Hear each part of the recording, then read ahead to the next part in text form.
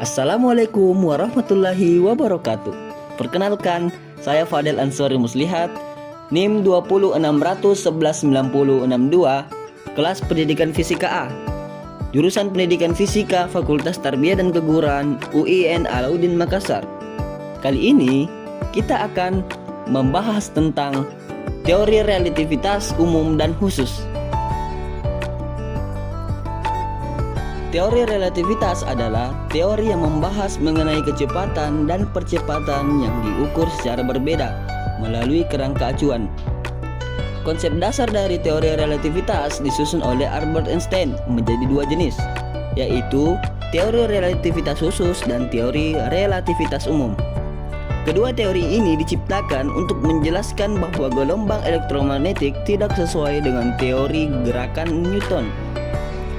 Gelombang elektromagnetik dibuktikan bergerak pada kecepatan yang konstan tanpa dipengaruhi gerakan sang pengamat. Inti pemikiran dari kedua teori ini adalah bahwa dua pengamat yang bergerak relatif terhadap masing-masing akan mendapatkan waktu dan interval ruang yang berbeda untuk kejadian yang sama. Tetapi isi hukum fisika akan terlihat sama oleh keduanya. Relativitas khusus adalah teori mengenai struktur ruang waktu, diperkenalkan oleh Einstein melalui karyanya tahun 1905 tentang elektrodinamika benda bergerak. Relativitas khusus menunjukkan bahwa jika dua pengamat berada dalam kerangka acuan lembam dan bergerak dengan kecepatan sama relatif terhadap pengamat lain, maka kedua pengamat tersebut tidak dapat melakukan percobaan untuk menentukan apakah mereka bergerak atau diam.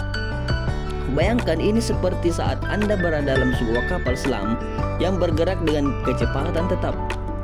Anda tidak akan dapat mengatakan apakah kapal selam tengah bergerak atau diam. Teori relativitas khusus disandarkan pada postulat bahwa kecepatan cahaya akan sama terhadap semua pengamat yang berada dalam kerangka acuan lembam.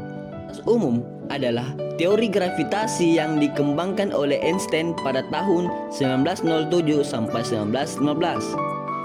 Pengembangan relativitas umum dimulai dengan asas ekivalensi saat keadaan gerak dipercepat dan diam pada sebuah medan gravitasi. Contohnya ketika berada pada permukaan bumi yang identik secara fisik. Hasilnya adalah jatuh benda adalah gerak inersia.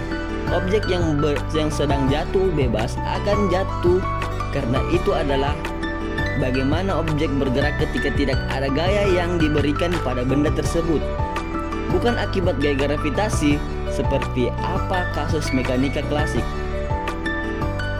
Maka hal ini tidak cocok dengan mekanika klasik dan relatif khusus karena pada teori ini objek yang bergerak inersia tidak dapat mempercepat terhadap satu sama lain, tetapi objek yang jatuh bebas dapat.